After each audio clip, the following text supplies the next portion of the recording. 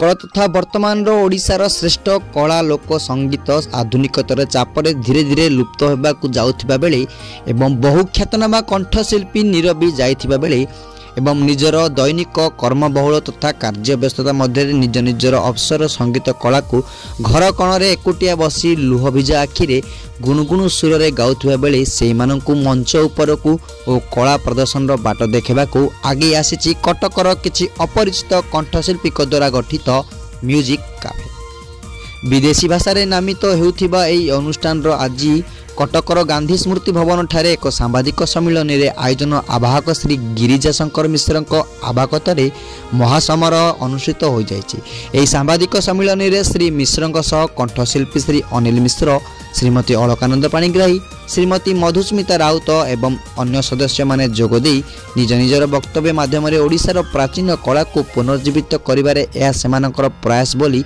मत पोषण करने सह चलित मास फेब्रुआरी 18 तारिख में भुवनेश्वर रवींद्र मंडप ठारे एही लुकायित प्रतिभा को खोजिबा सह सेमानकर प्रतिभा को लोकलोचन को आनिबा नै एक कार्यक्रम अनुष्ठान पक्षरु हेबाकू जाउछि, जहाँकि ओडिशार कला संस्कृति को बंचाइबा लागि एक विराट पदक्षेप बोली अत्युक्ति हेब नै बोली मत मध्य दैथिले। कार्यक्रम संचालन श्री विश्वम्बर साहू अवशेष धन्यवाद अर्पण करते।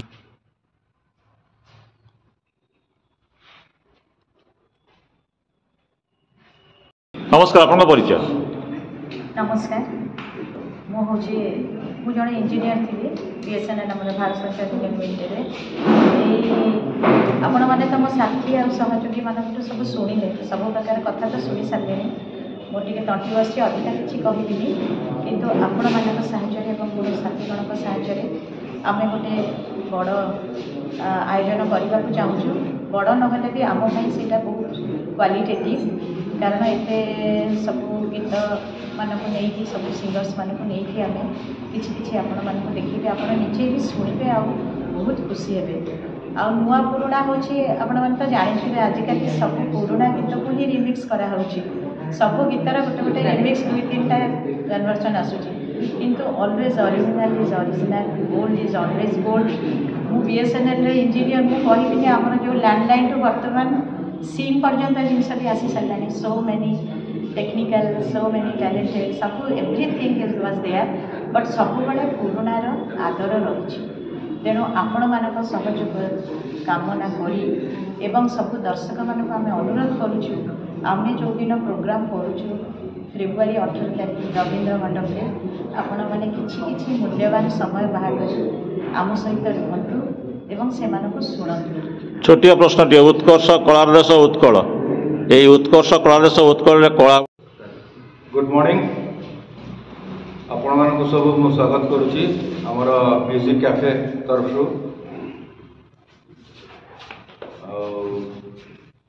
आम फेब्रुआरी 18 तारिख रे गोटे प्रोग्राम बनने को जाऊँ रवींद्र मंडप। सब नॉन प्रोफेशनल सिंगर माने केमिति प्रोफेशनली से माने गीत बोलती, प्लस तांकर कर्मबहुल जीवन में से माने केमिति एते एंगेज थाई कि गीत को प्राधान्य देकी से माने गीत बोलुचंती और पुराना स्वप्न को केमिति फुलफिल करुचंती। आपण माने किसी लोचन को आने में आम अनुरोध, किए इंजीनियर, किए डॉक्टर, किए एडवोकेट, किए प्लेयर, किए ऑफिसर्स, किए ये सब लेवल लोक मैंने जस्ट 45 एबव टू 50, 55, 60 पर्यंत आम मेम्बर्स अच्छा से बहुत भल भल गीत आमर बहुत ऑर्गेनाइजर माने अच्छा स्टूडियो माने भुवनेश्वर बहुत स्टूडियो अच्छी जो कि से माने हेल्प करिकी माने लाइव शो करुचंती, जो थे कि पुराना इच्छा को प्रकाश कर निज लोकलोचन को आसी पार्टी, बाहबा भी लोक मान पाई। जस्ट नॉन प्रोफेशनल हेले भी प्रोफेशनल वे से गीत बोलुं, बहुत सुंदर सुंदर गीत बोलुं। आपण मानक वेलकम करुचु से दिन रवींद्र मंडप रे आसतु टे आपण।